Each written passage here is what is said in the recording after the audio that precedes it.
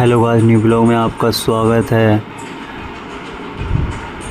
مولانا مفتی سلمان اظہری ممبئی سے بھرگین آئے اور اپنی بلند آواز میں تقریر سنائی، اور آپ لوگ تقریر کو پورا سنیں انشاءاللہ۔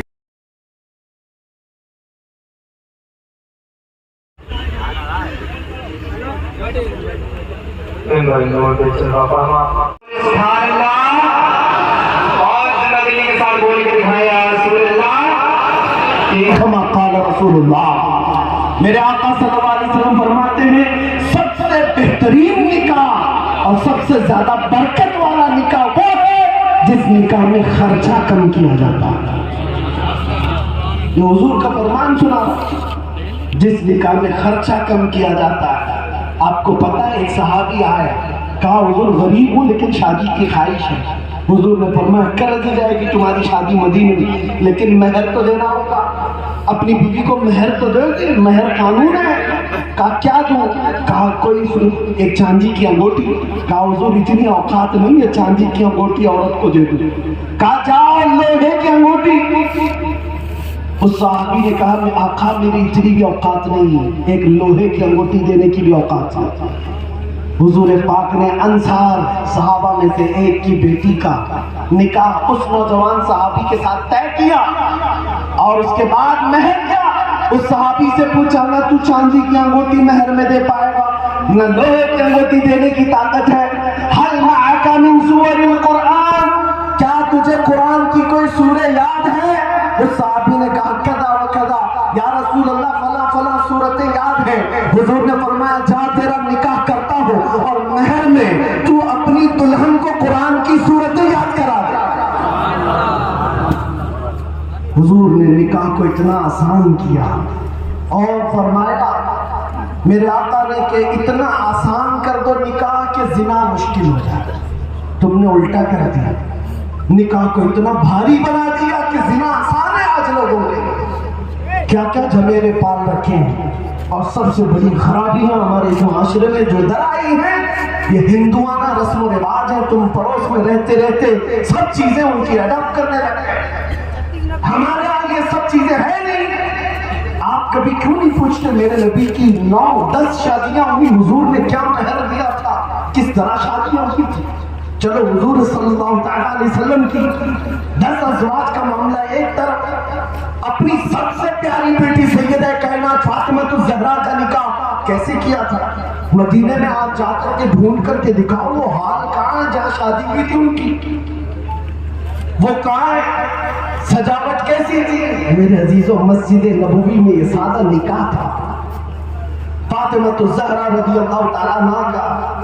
میں آپ سے یہ نہیں کہنا چاہتا ہوں کہ آپ شادی بالکل ہی ختم کرو، اپنی اپنی حیثیت کے مطابق شادی اچھی کرو، کھلاؤ پلاؤ، لیکن حرام کام کو تو آنے مت کرو۔ اگر اللہ تعالیٰ نے استطاعت دیا، آپ یہ چاہتے میری شادی میں 1000 لوگ کھائیں، ٹھیک ہے کھلانا ثواب، آپ کھلاؤ 1000 نہیں 10,000 کو کھلاؤ، غربا مساکین کو کھلاؤ اپنی شادی میں، کوئی مسئلہ نہیں۔ لیکن جہاں تم اس میں پھر دکھاوے پر آ جاتے ہو، پھر حرام کاریاں لے آتے ہو، حد تو یہ ہے میرے عزیزوں کئی ایسے علاقے مسلمانوں کی مجھے سمجھ میں نہیں آتے کہ جہاں نامردوں کو ہجڑوں کو لا کر شادیوں میں نچایا جاتا ہے۔ نعوذ باللہ من ذالک، کس طرف چل پڑی یہ قوم؟ کہاں ہے تمہاری اخلاق؟ ہرگز نہیں روا ہے تمہارے لیے۔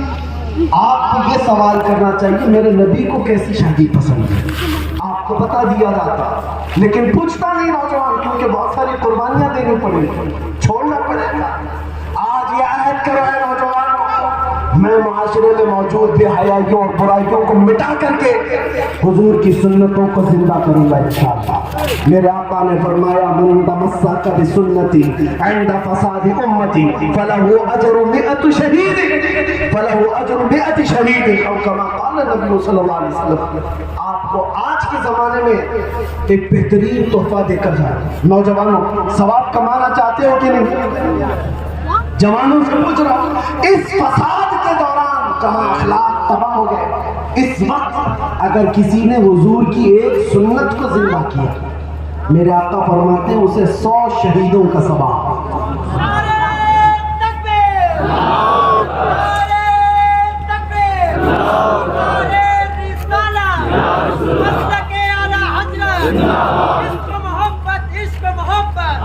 عشق محبت عشق محبت نسین سجادہ نسین امین ملہ عزیزہ نگرانی، مراد قبلہ آپ سے میں ایک بات کہوں، اثر تو ہونا چاہیے جلسے میں آنے کا، سال بھر نہیں گزرا ہوگا، شہر جبل پور، میں اس کو شہر عشق و محبت کہتا ہوں، اعلیٰ حضرت رضی اللہ تعالیٰ عنہ کا سفر کیا ہوا شہر ہے، جلسے میں حاضر تھا، یہی خرابیوں پر گفتگو کی، ربیع الاول شریف کا مہینہ تھا، میں نے نوجوانوں سے پوچھا اس ربیع الاول شریف کے مہینے میں اپنے نبی کو کیا تحفہ دینا چاہتے ہیں؟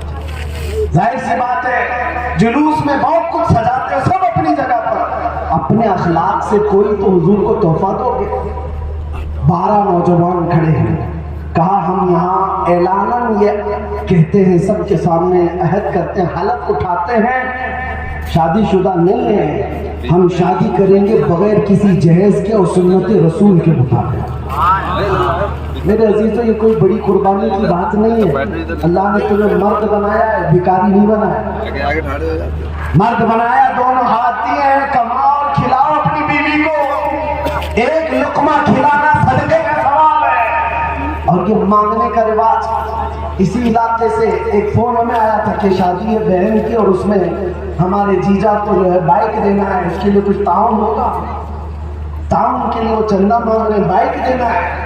ہم نے کہا ہم ایسا تعاون نہیں کرتے بائک دینے کے لیے، کار دینے کے لیے، بلکہ آپ کے لیے ہم تعاون یہ کریں گے ایسی شادی ہی نہ کرو جہاں کوئی بھکاری آپ کی بہن کے صدقے میں بائک مانگ رہا۔ ہم اس چیز کے قائل نہیں ہیں۔ میں ان لوگوں سے کہتا ہوں جو سسرال سے مانگتے ہیں 1 لاکھ روپیہ چاہیے، 2 لاکھ روپیہ چاہیے، کار چاہیے، بائک چاہیے، مرد ہو میرے عزیزوں، مرد ہو، اور تم اس عورت سے مانگ رہے ہو جو تمہاری زندگی بھر کے لیے تمہارے اولاد کا اور تمہارے گھر بار کی امانت سنبھالنے آ رہی ہے، پھر بھی اس کے بعد سے مانگ رہے ہو۔ مانگنے کا شوق ہے تو ایک کٹوری لو، مسجد کے باہر بیٹھ جاؤ، لوگ سکے ڈالیں گے، اس سے زیادہ تمہارے کٹوری میں آ جائیں گے۔ اور اگر مانگنا نہیں ہے تو آپ اللہ نے طاقت دیا ہے، ذلت کے ساتھ اپنے سسرالوں سے مانگ کر کے نہیں، اپنے ہاتھوں کی کمائی کھلا کر کے صدقے کا ثواب حاصل کرو۔ آپ اس چیز میں آگے بڑھو، اس لیے کہ اللہ تعالیٰ نے قرآن میں فرمایا الرجال قوامون علی النساء، مردوں کو اللہ نے حاکم بنایا ہے عورتوں پر۔ بات بہت ہو گئی، بہت ساری چیزیں ہو گئی، اخیر میں میں بات سے بیچ نہیں کہوں گا، یہ سب چیزیں جو در آئی ہیں صرف واحد وجہ یہ ہے، ان کے جو ہم غلام تھے خلق کے پیشوا رہے، ان سے پھرے، جہاں پھرا پھر آئی کمی وقار میں، ہماری عزت میں ہمارے وقار میں جو کمی آئی ہے، صرف بات اتنی ہے کہ ہم نے نبی پاک صلی اللہ تعالیٰ علیہ وسلم کی طرف سے منہ پھیر لیا ہے، اور پھر آج الگ الگ شکایتیں کرتے ہیں، دین پر حملے ہیں، اسلام پر حملے ہیں، قرآن پر حملے ہیں، قرآن کو جلایا جا رہا ہے۔ میں تم سے پوچھتا ہوں تم نے کتنے سال ہو گئے قرآن کو اٹھایا نہیں ہے؟ تم نے کتنے دن ہو گئے قرآن کا ایک رکوع پڑھا نہیں ہے؟ تو پھر جب تم قرآن کو چھوتے بھی نہیں، پڑھتے بھی نہیں، تو اس کی حمایت میں کیوں آ رہے ہو؟ یہ دنیا کی قومیں پوچھ رہی ہیں آج ہم سے، مسجدیں بچانے کی تمہیں فکر بہت ہے، جب ایک درندہ ناچتے ہوئے اس کے مینار پر بھگوا جھنڈا لہراتا ہے تمہارا کلیجہ تو منہ کو آتا ہے، لیکن جب فجر کے وقت پوری مسجد ویران ہوتی ہے تم تو بستر گرم کر رہے ہوتے ہو، تمہیں مسجدوں کا خیال کیوں نہیں آتا؟ تمہیں پتا ہے کہ مسجد قیامت کے دن اللہ کی بارگاہ میں شکایت کرے گی، مولا اس قوم والوں نے مجھے بنا تو لیا تھا لیکن بھوکا اور پیاسا رکھتے تھے، اس سے پوچھا جائے گا تو بھوکی اور پیاسی کیسی ہوتی؟ وہ کہتی ہے جب اذان ہوتی تھی مجھے بھوک لگتی، اگر یہ آ جاتے تو میری بھوک مٹ جاتی، مگر انہوں نے صفوں کو کبھی بھرا نہیں ہے، مجھے بھوکا ہی رکھا، مجھے پیاسا ہی رکھا۔ اے مسجدوں کی حفاظت کے علم بردار، قرآن کو بچانے کی بات کرنے والوں، اسلام زندہ باد کہنے والوں، میں آپ سے کہتا ہوں، میں کوس نہیں رہا ہوں آپ کو، میں گالی نہیں دے رہا ہوں آپ کو، بات صرف درد کی یہ کہہ رہا ہوں، درد سے قرآن اگر ہم نے بلایا ہوتا، یہ زمانے میں زمانہ نہ دکھایا ہوتا، وہ زمانے میں معزز تھے مسلمان ہو کر، آج ہم خار ہیں تاریخ قرآن ہو کر، آج ہم خار ہیں تاریخ قرآن ہو کر، قرآن کو چھوڑ کر ذلیل ہوئے، مصطفیٰ کو چھوڑ کر ذلیل ہوئے، اس لیے عہد کرو اٹھو اٹھو وگرنہ حشر نہ ہوگا پھر کبھی دوروں کے زمانہ چال اپنی چل گیا. اسی لیے اعلیٰ حضرت کا یہ شعر ہماری تقریر کا خلاصہ ہے, ہماری تقریر کا لب لباب ہے. اس کا پورا کچا چٹھا جس کو کہیں وہ اس شعر میں ہے. میرے اعلیٰ حضرت فرماتے ہیں پھر کے گلی گلی تباہ ٹھوکرے سب کی کھائی کیوں, پھر کے گلی گلی تباہ ٹھوکرے سب کی کھائی کیوں, دل کو جو عقل دے خدا تیری گلی سے جائے کیوں. بس اس مصطفیٰ کی گلی کو اپنا لو, عزت ہی تمہارے ساتھ.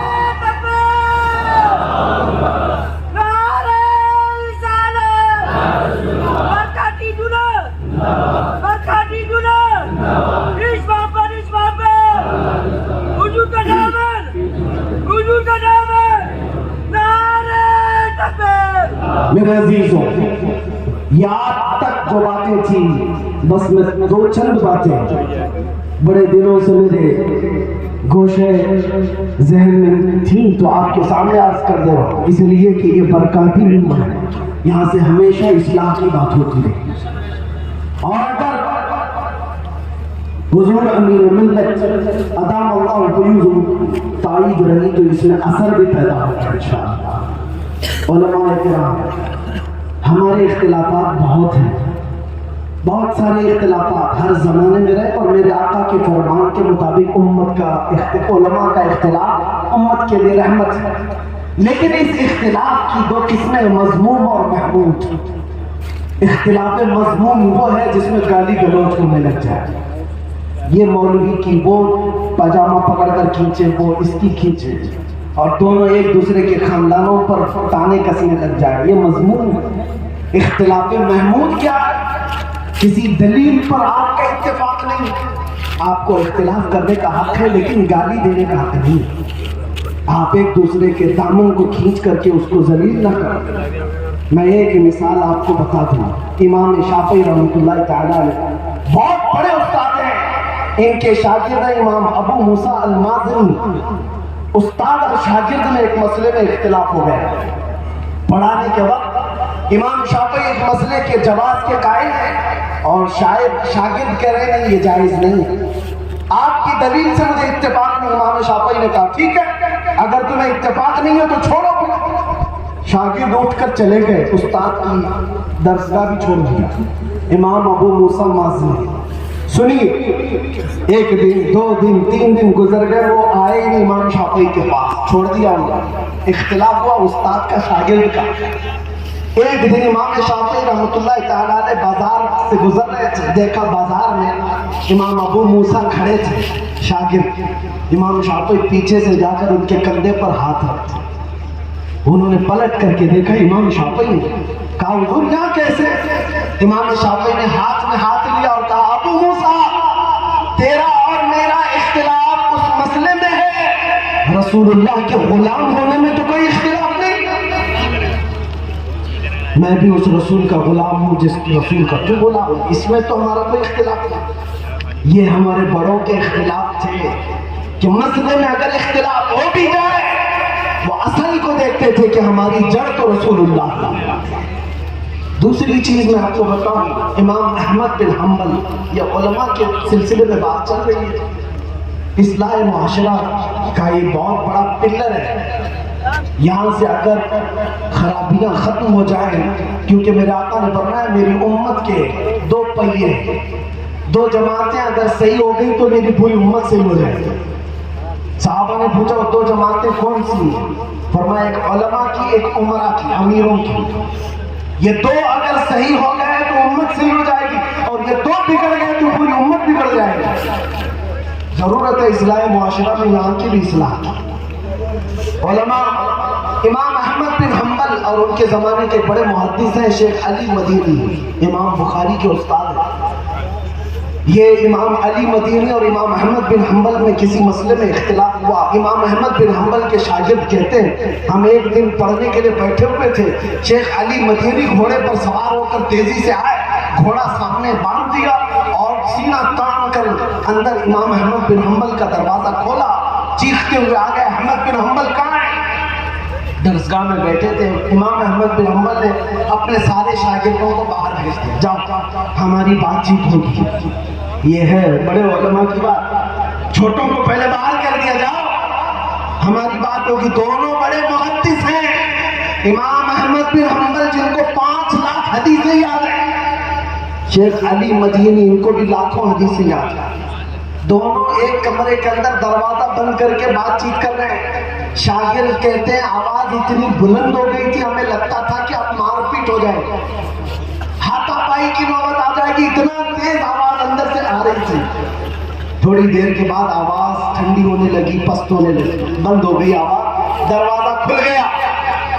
شاگرد کہتے ہیں ہم نے دروازہ کھولا تو شیخ علی مدینی غصے میں اٹھ کر جا رہے تھے اور امام احمد بن حنبل بھی ان کے پیچھے پیچھے جا رہے. جب شیخ علی مدینی گھوڑے پر چڑھنے لگے, امام احمد بن حنبل اپنے دونوں ہاتھ ان کے پیر کے نیچے رکھتے ہیں. شیخ علی مدینی امام احمد بن حنبل کے ہاتھوں پر اپنا پیر رکھ کر گھوڑے پر چڑھ گئے, سلام کیا اور نکل گئے. امام احمد بن حنبل کا یہ عمل شاگرد دیکھ رہے ہیں. پوچھا حضور جو اختلاف تھا ختم ہو گیا؟ امام احمد بن حنبل نے کہا ختم نہیں ہوا, ابھی بھی چل رہا ہے. میں ان کو قائل نہیں کر سکا, انہوں نے مجھے قائل نہیں کیا, اختلاف ابھی بھی باقی ہے. شاگردوں نے پوچھا اندر اتنا چیخم پکار ہو رہی تھی, ہاتھا پائی کی نوبت آنے والی تھی ایسا لگ رہا تھا, اور جب دروازہ کھلا تو آپ باہر نکل کر ان کے پیر کے نیچے اپنے ہاتھ رکھ رہے, یہ کیا معاملہ ہے؟ اگر اختلاف ہے تو پھر ہاتھ کیوں رکھا ان کے نیچے؟ امام احمد بن حنبل نے کہا اے لوگو میرے شاگردوں, اختلاف الگ چیز ہے, تم علی مدینی کو نہیں جانتے, وہ محدث ہیں. میں نے تو صرف ہاتھ رکھا, ان کے تلووں کے نیچے کی مٹی سرما لگانے کے قابل ہے. یہ ہم نے مصر میں پڑھا تھا, ادب الاختلاف کی کوئی چیز ہے. علماء زمین احترام, آج اختلاف کرنے کا حق ہے, لیکن ادب کے ساتھ احترام کے ساتھ اگر باقی رہتا تو قوم اس طرح منتشر نہ ہوتی. ہر کوئی الگ الگ جھنڈا لے